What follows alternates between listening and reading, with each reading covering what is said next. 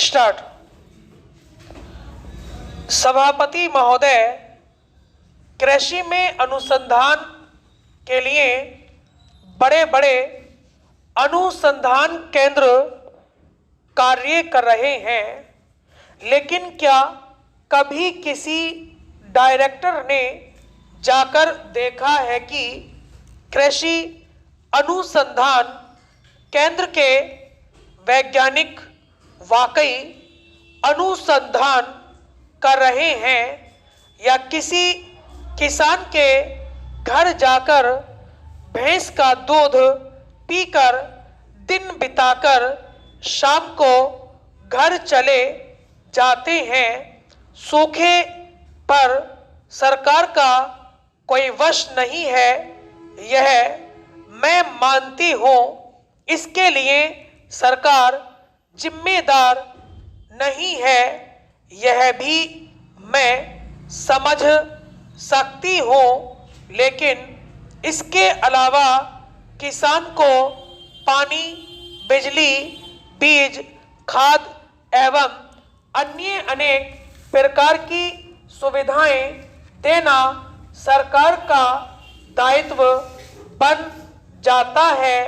मैं तो कहना चाहती हूँ कि जिस प्रकार से सरकार विदेशों के साथ अपने हर प्रकार के संबंध सुधार रही है, उस प्रकार से किसी देश से जल मुहैया कराने के साधन अपनाने हेतु वैज्ञानिक विशेषज्ञ या तकनीशियन भी हमारे देश में बुलाए, जो हमारे देश में आकर देख सकें कि हमारे यहाँ किस प्रकार से भूमिगत जल को ऊपर लाया जा सकता है और किस प्रकार से हमारे देश में पानी की उपलब्धता बढ़ाई जा सकती है।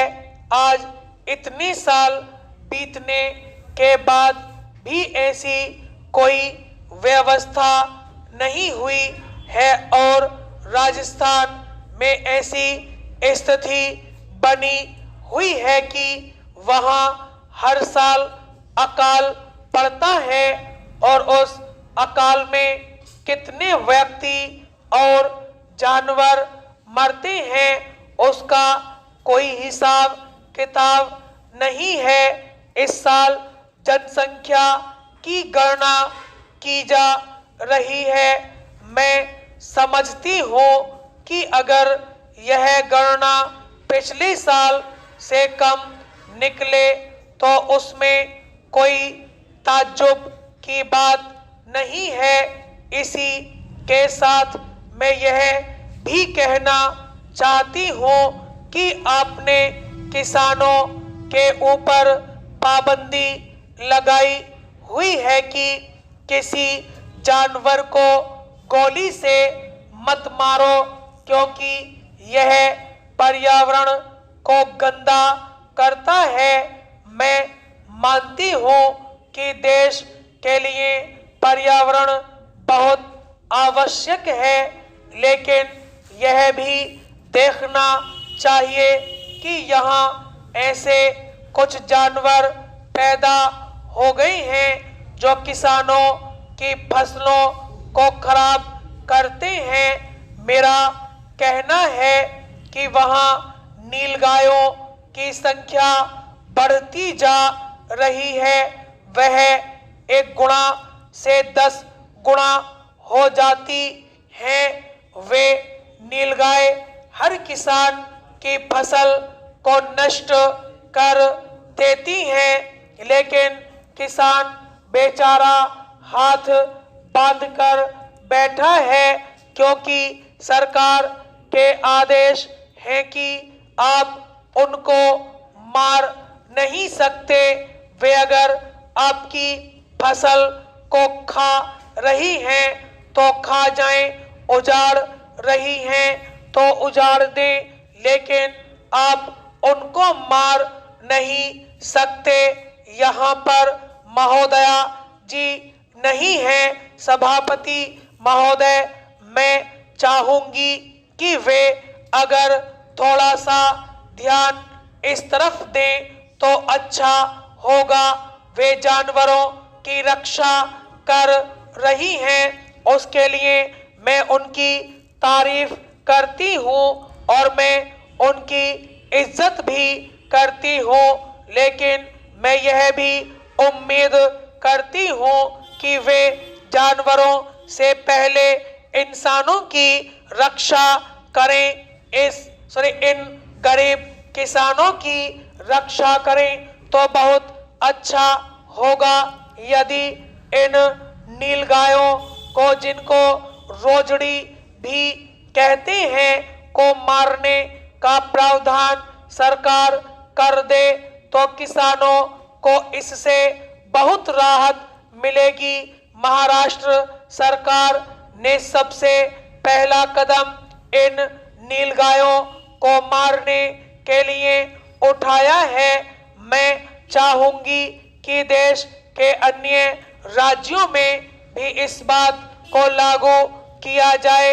इसी के साथ मैं यह भी कहना चाहती हूँ कि ऐसे कुछ बीज बाहर से आ रहे हैं जिनको अगर खेती में इस्तेमाल किया जाए तो पहले जहां किसान की 5 मन फसल एक बीघे में होती थी, वही अब 10 से 15 मन होने लगी है।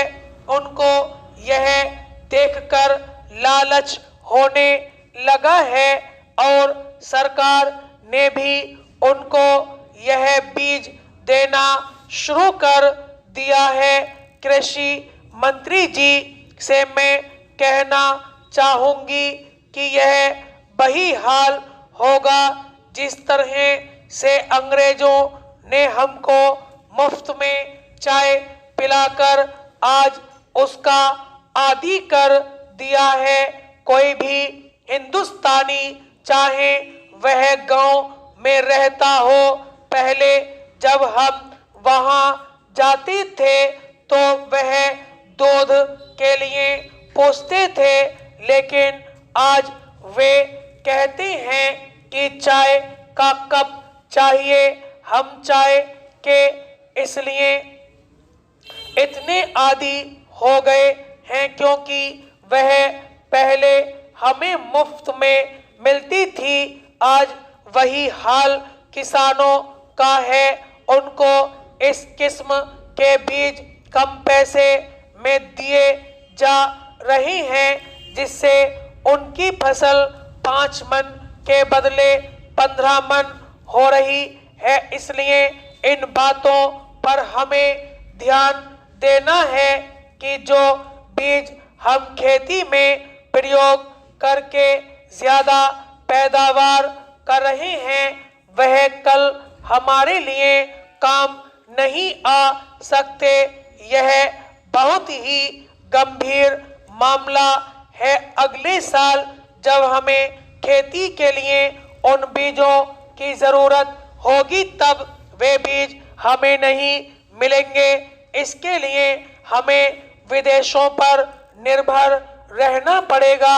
इस तरह की व्यवस्था की जाए जिससे अपने देश का गेहूं अपने देश में रखें और उसी का बीज हम प्रयोग में लाएं। अभी प्रधानमंत्री जी ने आत्मविश्वास की बात कही है, मैं इस बात से सहमत हूं, लेकिन किसान का आत्मविश्वास तब होगा जब उसका पेट भरेगा। स्टॉप।